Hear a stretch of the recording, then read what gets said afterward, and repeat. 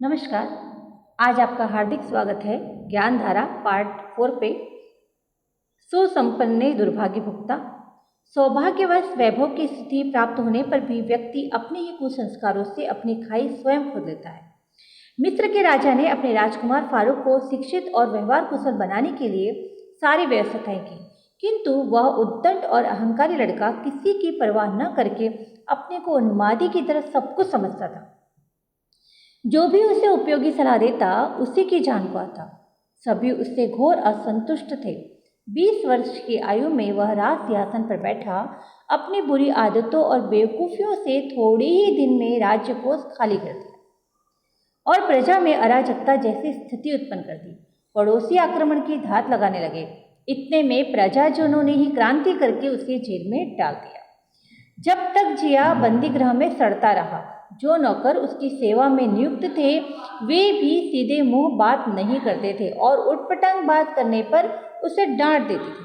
सौभाग्य से उसे सुयोग्य देने में कोई कमी नहीं रखी। सौभाग्य ने उसे सुयोग्य देने में कमी नहीं रखी, पर अपनी मूर्खता से उसने स्थिति ऐसी बना ली जिससे सामान्य जनों से भी गई बीती कही जा सके।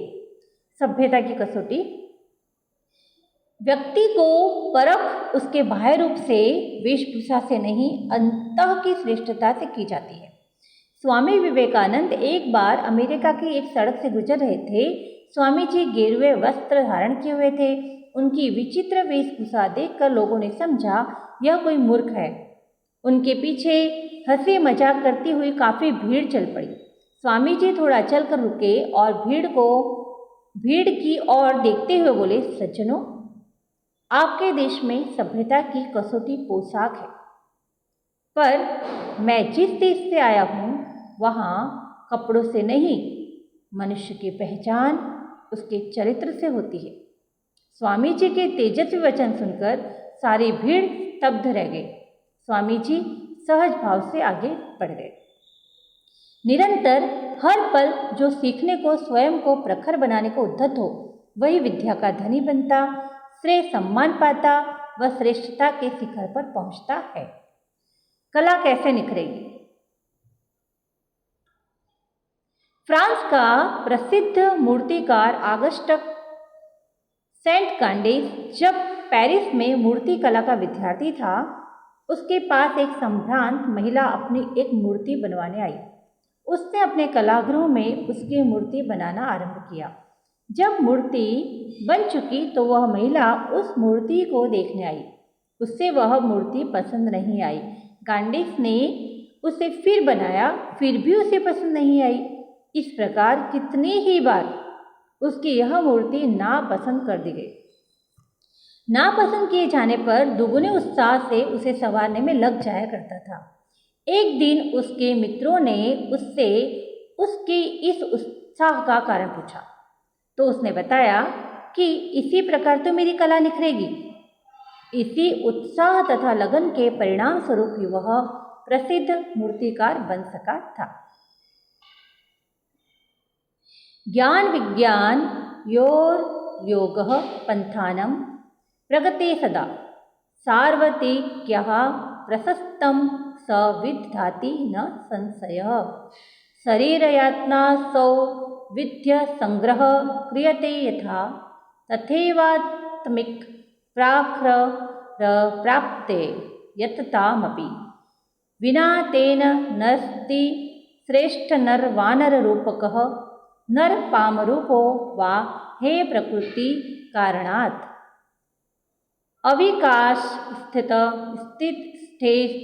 संतुष्टि स्तर संस्कृत स्वास्थ्य शिक्षा साधनां दृष्ट यातना सस्हश्च सह। भावार्थ, ज्ञान और विज्ञान का समन्वय ही सर्वतोमुखी प्रगति का पथ प्रशस्त करता है। इसलिए शरीर यात्रा की सुविधाएं जुटाने की तरह ही आत्मिक प्रखरता के लिए भी प्रयत्न होना चाहिए। उसके बिना मनुष्य को नर वानर या नर पामर बनकर रहना पड़ता है। हेव आदतों के कारण पिछड़ेपन की स्थिति में पड़ा रहता है और असंतोष, तिरस्कार के अतिरिक्त स्वास्थ्य तथा साधनों की दृष्टि से भी त्रास रहता है। मीन्स उससे हर चीज़ की जीवन में कमी रहती है ना। तो आपको ये समझाना चाहता है यहाँ पर कि आपको खूब अच्छे से प्रयत्न करते रहना चाहिए, कोशिश करती रहनी चाहिए, है। जितनी ज़्यादा हम कोशिश करेंगे उतनी बार हमारी गलतियाँ सुधरती जाएगी और हम अच्छे बनते जाएंगे। सार्थकम जन्म मानुष्यम कर्तुमावश्यकं मतं सुसंस्कारत्वमते तद व्यर्थं जन्म अन्यथा नृणां तस्योपलब्धेरेषेव विद्यापद्धतिरुत्तमा निश्चिता अप्यनुभूता च शिक्षा विद्या सुसंगमः। महत्वपूर्णो मंतव्यो नरेः सर्वत्र सर्वदा नो चेन स सदाचारं व्यवहर्तुं क्षमो भवेत्। मनुष्य जन्म को सार्थक करने के लिए सुसंस्कृता का संपादन नितांत आवश्यक माना गया है। विद्या उसी को उपलब्ध कराने की सुनिश्चित एवं अनुभूति पद्धति है। अस्तु शिक्षा के साथ विद्या के समावेश का महत्व सर्वत्र समझा जाना चाहिए, नहीं तो वह दैनिक जीवन में सदाचार का व्यवहार नहीं कर पाएगा। व्याख्या। मनुष्यों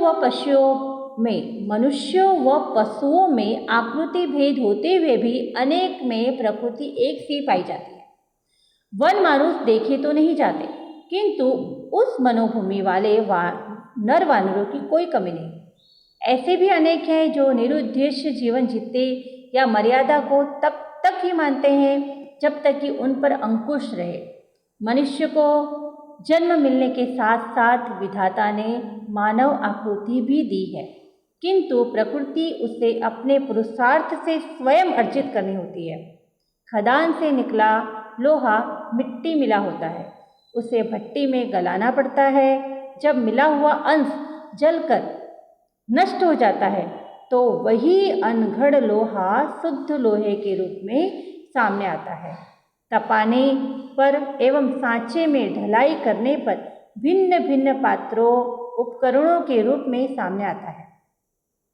लगभग यही तथ्य मनुष्य पर भी लागू होता है। जीवन निर्वाह के लिए साधन जुटाना है, पर यही पर्याप्त नहीं है। अंतर्गत के विकास के बिना जीवन यात्रा अधूरी है। यदि उसने बहिरंग जीवन में काम आने वाले साधन जुटा भी लिए तो भी वे आत्मिक प्रगति के अभाव में निरुद्देश्य ही पड़े रहेंगे। साधनों का अंबार होते हुए भी व्यक्ति अनघड़ ही बना रहेगा, कोई लाभ उसका उठा नहीं पाएगा। यहाँ ऋषि ज्ञान व विज्ञान के समन्वय की जीवन में महत्ता प्रतिपादित करते हुए व्यक्ति के सांस्कृतिक विकास के लिए उसे अनिवार्य बताते हैं। ज्ञान वह जो अंतः की समृद्धि बढ़ाए, गुण कर्म स्वभाव का परिष्कार करे। विज्ञान यह जो बहिर्मुखी व्यवहारिक जानकारी मनुष्य को दे। दोनों एक दूसरे के बिना अपूर्ण है। ज्ञान संस्कृति का जन्मदाता है तो विज्ञान सभ्यता का। संस्कृति व सभ्यता एक दूसरे के साथ चलने पर ही मनुष्य को सर्वांगपूर्ण विकास के साथ पथ पर बढ़ाते हैं। अतः विद्या एवं शिक्षा दोनों को ऊपर बताई गई दो आवश्यकताओं को दृष्टिगत रख समन्वित रूप में प्रारंभ से ही दिए जाने की व्यवस्था बनाई जानी चाहिए। मनुष्य स्वेच्छाचारिता न बरतकर अनुशासित रहे, सदाचारी बने, इसके लिए यह समन्वय अत्यंत अनिवार्य है। मनुष्य को अपनी मनमानी हमेशा नहीं करते रहना चाहिए, उससे अंकुश में रहना चाहिए, है ना। जैसे कि मन को कहते हैं कि मन बड़ा चंचल है ना। तो मन को क्या होता है कि हमें उससे बांध कर रखना चाहिए, नहीं तो मन हमसे कभी भी कोई भी गलत काम करवा सकता है। आत्म तत्व को जानो। विद्या व्यक्ति को विनम्र बनाती है, उसके अंतरंग के स्तर को ऊंचा उठाती है। शिक्षा तो कहीं भी मिल सकती है, पर विद्या के सूत्र कहीं कहीं से ही मिलते हैं। किंतु जब भी ऐसा अवसर आता है व्यक्ति का कायाकल्प हो जाता है। छांदोग्य उपनिषद के छठे प्रपाठक में पिता उद्दालक का उनके पुत्र श्वेत केतु के साथ हुआ संवाद आता है। शिष्य विद्यालय की परीक्षा उत्तीर्ण करके आता है, पर इससे गर्व भी बढ़ा, उद्दंडता बढ़ी और आत्म परिष्कार का कोई लक्षण न दिखाई दिया। इस पर पिता को क्रोध आया और कहा, यदि व्यक्तित्व में शालीनता का समावेश न आया तो फिर पढ़ने में समय नष्ट करने से क्या लाभ। श्वेत केतु ने कहा, यदि मेरे गुरु ऐसा रहस्य जानते तो वे शिक्षक क्यों बने रहते, ऋषि और दृष्टा क्यों न बन जाते। उद्दालक ने एक गूलर का फल मंगाया और उसके भीतर नन्हे नन्हे बीज दिखाए और कहा, यही लघुकण है विशाल वृक्ष की सत्ता के मूल कारण। जो आत्मज्ञान प्राप्त कर लेता है वही इस वट वृक्ष की तरह सुविकसित होता है। तो इसी तत्व को जान, आत्मसत्ता को सुविकसित कर और जीवन को विशाल वट वृक्ष की तरह सुविस्तृत सुदृढ़ बना।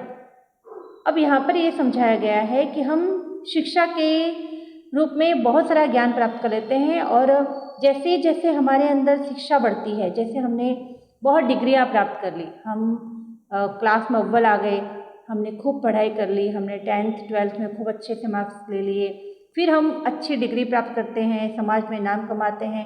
तो ये सब करने के साथ साथ क्या होता है, हमारे अंदर गर्व, घमंड जो बोलते हैं ना, वो बढ़ जाता है। ओके, तो यहाँ पर ये बताया गया है कि वो हमें नहीं रखना है। हमारे अंदर शिक्षा के साथ साथ विनम्रता और अच्छे अच्छे गुण भी होने चाहिए, तो ही हम समाज को एक अच्छा आदर्श समाज बना सकते हैं। ओके, नमस्कार, प्रणाम।